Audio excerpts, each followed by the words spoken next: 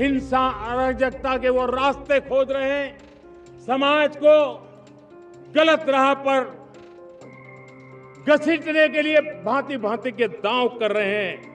इन दिमागी नक्सलियों को पहचानना होगा, इन दिमागी नक्सलियों को आइसोलेट करना होगा और राष्ट्र को विकसित राष्ट्र बनाने की मुख्य धारा की ओर देश की युवा पीढ़ी को जोड़ना होगा। హలో ఫ్రెండ్స్, భారతదేశ 80వ స్వాతంత్ర దినోత్సవం జరుపుకుంటున్న వేళ ఎర్రకోట మీద ప్రసంగిస్తున్న మోదీ ఒక కొత్త పదాన్ని వాడారు. ये भांति भांति के दांव कर रहे हैं, इन दिमागी नक्सलियों को पहचानना होगा, इन दिमागी नक्सलियों को आइसोलेट करना होगा. దిమాగి నక్సల్స్ అంటే మేధో నక్సలైట్లు అని అర్థం.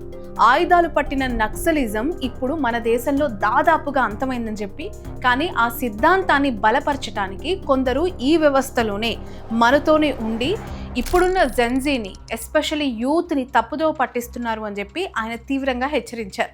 వాళ్ళని గుర్తించి సమాజం నుంచి కంప్లీట్గా సపరేట్ చేయాలి అని చెప్పి అప్పుడే యువతంతా కూడా కలిపి వికసిత్ భారత్ లక్ష్యం వైపు వెళ్ళగలుగుతారు, ఆ దిశగా మనం వెళ్ళటానికి అవకాశం ఉంటుంది అని చెప్పి మోదీ ప్రసంగించారు. సో ఇక్కడితో అయిపోయింది ఆ ఇష్యూ.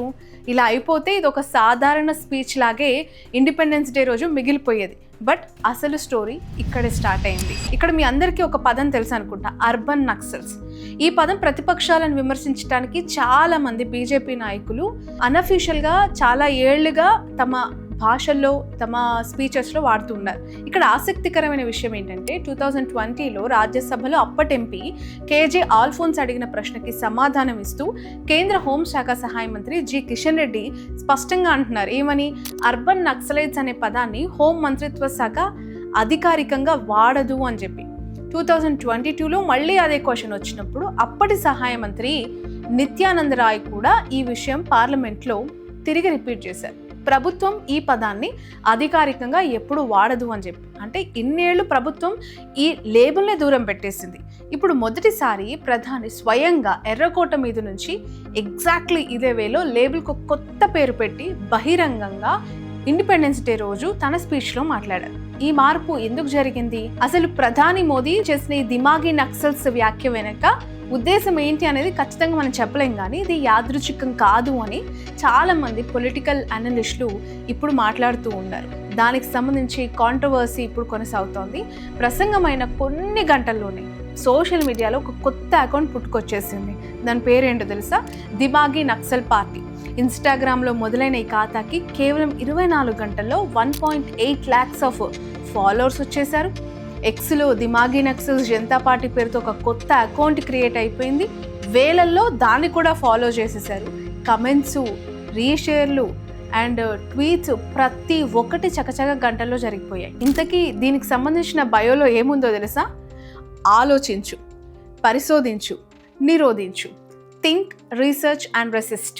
వ్యవస్థాపకుడి పేరు మీద పెట్టుకున్నది ఒక మేధావి భారతీయుడు, సహ వ్యవస్థాపకుడు 56 అంగుళాల వ్యక్తి అని చెప్పి చమత్కారంగా రాసుకున్నారు. ఇది స్పష్టంగా చాలా సెటైరికల్గా అండ్ అజిటేషన్ వేలో మొదలైన ఒక సెటైర్ అకౌంట్ అని మనకు అర్థమవుతుంది కదా. తమని తాము భగత్ సింగ్ అనుచరులుగా చెప్పుకుంది అకౌంట్. బట్ ఇక్కడే మొదటి ట్విస్ట్. ఈ ఖాతా కొద్దిసేపటికే సస్పెండ్ అయింది, ఎవరికి కనిపించలేదు. ఆఫ్లైన్లోకి వెళ్ళిపోయింది. బట్ మరికొన్ని గంటల్లో తిరిగి వచ్చేసింది. ఫాలోవర్ల సంఖ్య ఇంకా పెరిగింది. తమ ఖాతా మీద సైబర్ దాడులు జరుగుతున్నాయని చెప్పి తమని నొక్కేయాలని చూస్తున్నారని చెప్పి ఈ పార్టీ ఆలోచించింది. గుర్తుంచుకోండి, ఇది వాళ్ళు చేస్తున్న అలిగేషన్ అండ్ ఒక స్టేట్మెంట్ మాత్రమే. దీన్ని ఇండిపెండెంట్గా ఇంకా ఎవరు కన్ఫర్మ్ చేయట్లేదు, నేను కూడా కన్ఫర్మ్ చేయట్లేదు. ఇక్కడే ఇష్యూ అంతా ఒక్కసారిగా పొలిటికల్ టర్న్ తీసుకుంది. కాంగ్రెస్ నేత జయరాం రమేష్ చాలా ఘాటుగా దీనిపైన రియాక్ట్ అయ్యారు. ఫస్ట్ తమ అపోజిషన్స్ని అర్బన్ నక్సల్స్ అని చెప్పి పిలిచిన ప్రధాని ఇప్పుడు దిమాగి నక్సల్స్ అంటూ కమెంట్స్ చేస్తున్నారు అని చెప్పి, ఇది తమ నైరాస్యానికి నిదర్శనం అని చెప్పి జయరాం రమేష్ విమర్శించారు. ఇక పి చిదంబరం, మీ అందరికీ తెలుసు, చాలా సీనియర్ మోస్ట్ కాంగ్రెస్ లీడర్, ఇంకొక అడుగు ముందుకేసి నేను దిమాగి నక్సల్గా ఉన్నందుకు చాలా గర్వంగా ఫీల్ అవుతున్నాను అని చెప్పి ఒక సెటరికల్ రీకమెంట్ చేశారు. సో కాక్రోచ్ జనతా పార్టీ ప్రతినిధి సౌరవ్ దాస్ చదువుకున్న యువతపై ఇలా లేబుల్ వేయటం, ఇలా కమెంట్స్ చేయటం ప్రభుత్వ అహంకారానికి, వైఫల్యానికి నిదర్శనం అని చెప్పి సౌరవ్ అంటున్నారు. సో మరోవైపు ఇక్కడ వీళ్ళకి కౌంటర్స్ ఇస్తూ మినిస్టర్ కిరణ్ రిజిజు రంగంలోకి దిగారు. కవరప్ డ్రైవ్లన్నీ స్టార్ట్ అయిపోయాయి. ప్రధాని ఉద్దేశం అసలు ఇది కాదని చెప్పి, ప్రతిపక్ష నేతలను ఉద్దేశించి దిమాగి నక్సల్స్ అనే వర్డ్ తను మాట్లాడలేదని చెప్పి, మావోయిస్టులకి మద్దతు ఇస్తూ రాజ్యాంగాన్ని తిరస్కరించే వాళ్ళు, వేర్పాటువాదులు, మద్దతుదారులు ఈశాన్య భారతాన్ని మన దేశం నుంచి వేరు చేయాలని చెప్పి చూసేవాళ్ళు మాత్రమే అని చెప్పి కిరణ్ ఇక్కడ మోదీ కమెంట్స్ ని వెనకేసుకొచ్చే ప్రయత్నం చేశారు. దీన్ని రుజువు చేసేందుకు జేఎన్యూ మాజీ స్కాలర్ షర్జీల్ ఇమామ్కి సంబంధించిన ఒక పాత స్పీచ్ వీడియో క్లిప్ని రిజిజు షేర్ చేశారు. ఇక్కడ పౌరసత్వ సవరణ చట్టం నిరసనల్లో ఆ టైంలో రికార్డ్ అయిన ఆ క్లిప్లో ఈశాన్య భారత్ని దేశం నుంచి వేరు చేయాలన్న వివాదాస్పద కమెంట్స్ ఉన్నాయని చెప్పి ఇక్కడ మనకు వస్తున్న ఇన్ఫర్మేషన్. బట్ ఇలాంటి వారికి మద్దతు ఇచ్చే వారిని దిమాగి నక్సల్స్ అంటారని చెప్పి కిరణ్ రిజిజు ఇక్కడ క్లారిటీ ఇస్తున్నారు. ఇక్కడ ఎంతమంది వచ్చి కవరప్ డ్రైవ్స్ చేసినా, ఎక్స్ప్లెనేషన్స్ ఇచ్చినా ఇది ఇంకా పెరుగుతుంది తప్ప ఇష్యూ తగ్గట్లేదు. ఎందుకనంటే ఇది అధికార పార్టీ ప్రతిపక్షానికి సంబంధించి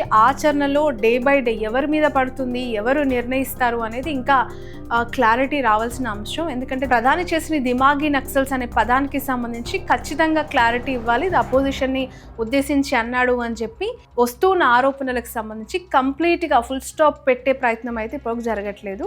బట్ ఇక్కడితో ఆగుతుందని నేను అనుకోవట్లేదు, ఆగలేదు కూడా. ఎట్ ద సేమ్ టైం ఇంకొక ఇష్యూ కూడా రాజుకుంది. కాంగ్రెస్ ప్రధాన కార్యాలయంలో స్వాతంత్ర దినోత్సవ కార్యక్రమంలోని వందే మాత్రం పాడుతుండగా సోనియా గాంధీ దాని మధ్యలో ఆపేయాలని చూశారన్న ఆరోపణలు ఇన్స్టాగ్రామ్లో, ఫేస్బుక్లో, ఎక్స్లో చాలా ఎక్కువగా సర్క్యులేట్ అయ్యాయి. నిజంగానే సోనియా గాంధీ అలా చేసిందా, ఆపేయమని చెప్పిందా, ఇంత ఇర్రెస్పాన్సిబుల్గా ఉన్నారా, దేశం పట్ల గౌరవం లేదా అని చెప్పి. బట్ దీన్ని కాంగ్రెస్ ఖండిస్తూ ఖర్గేకి కుర్చీ కోసం సోనియా అడిగారని చెప్పి, అలాంటి సిగ్నల్స్ ఇచ్చారని చెప్పి కాంగ్రెస్ వివరణ ఇస్తుంది. ఇక్కడ బీజేపీ ప్రతినిధి ప్రదీప్ భండారి దీనికి కౌంటర్ వేస్తున్నారు. రాజ్యాంగాన్ని గౌరవించే, దేశ సార్వభౌమత్వాన్ని నమ్మే ఏ దేశభక్తుడు కూడా వందే మాతరం పాడటానికి ఎందుకు అభ్యంతరం చెప్తారని ప్రశ్నించి దీన్ని దిమాగి నక్సల్స్ ఎకోసిస్టమ్ మనస్తత్వానికి ఒక ఎగ్జాంపుల్ అని చెప్పి చూపించారు. చూసారా, ఒక పదం ఒక స్పీచ్లో పుట్టి 2 రోజుల్లో పూర్తిగా వేరే వివాదానికి కూడా వాడే ఒక ఆయుధంగా, ఒక వెపన్గా మారిపోయింది ఇక్కడ సిచ్యువేషన్. సో ఈ ఎంటైర్ ఇష్యూలో మన తెలుగు పీపుల్కి పరిచయమైన ఒక ఆర్టిస్ట్ ప్రకాష్ రాజ్ ఎంటర్ అయ్యారు. ఈయన కూడా ఒక వీడియో పోస్ట్ చేసి నేరుగా మోదీ వ్యాఖ్యల మీద మాట్లాడారు. నిన్న ఇండిపెండెన్స్ డే రోజు 2 మనుషులు పనిచేయటం మనం చూసాం అని మొదలుపెట్టిన ఈ వీడియోలో ఒకవైపు సుప్రీం లీడర్ స్పీచెస్ ఇస్తూ ఉంటే, ఇంకొక వైపు కాక్రోచ్ జనతా పార్టీ వాలంటీర్లు గ్రామీణ ప్రభుత్వ పాఠశాలల్లో టాయిలెట్ల పరిస్థితి, టీచర్ల కొరత, రోడ్స్ ఇష్యూస్ అన్నీ కూడా, పాట్ హోల్స్ ఎక్కడున్నాయి, రోడ్స్ ఎట్లా బాగాలేవు అనే ఇష్యూస్ మీద పనిచేస్తూ వీడియోస్ చేస్తూ ఉన్నారు అని చెప్పి, ఇన్నేళ్ళు మమ్మల్ని అర్బన్ నక్సల్స్ లేదంటే దేశానికి పనిచేసే వ్యతిరేకుల్లాగా కాక్రోజ్లు అని పిలిచి ఇప్పుడు కొత్త పేరు పెట్టారు దిమాగి నక్సల్స్ అని చెప్పి చాలా సెటైరికల్గా మేమ్గా ఆయన మాట్లాడారు. దిమాగి బనో అంధ భక్త్ నహి అని చెప్పి, తెలివిగా ఉండండి బట్ గుడ్డి భక్తులు కాకండి అనేది ఆయన ఇచ్చిన వీడియో సారాంశం. బట్ ఇక్కడ ఒక ఇంట్రెస్టింగ్ థింగ్ ఏంటంటే, ఆయన పోస్ట్ కింద కమెంట్స్లో చాలామంది యూజర్స్ ఆయన మీదే ఎదురుదాడి చేశారు. ఇక్కడ ఎందుకు, వేర్వేరు రాష్ట్రాల్లో విద్యార్థుల సమస్యల మీద ఆయనకే ఎదురు ప్రశ్నలు ఇక్కడ పడ్డాయి. అంటే ఇది ఏకపక్ష మద్దతు కాదు, ఇద్దరు వైపులా బలమైన వాదనలు, బలమైన వ్యతిరేకతలు కూడా ఇందులో కనిపిస్తున్నాయి.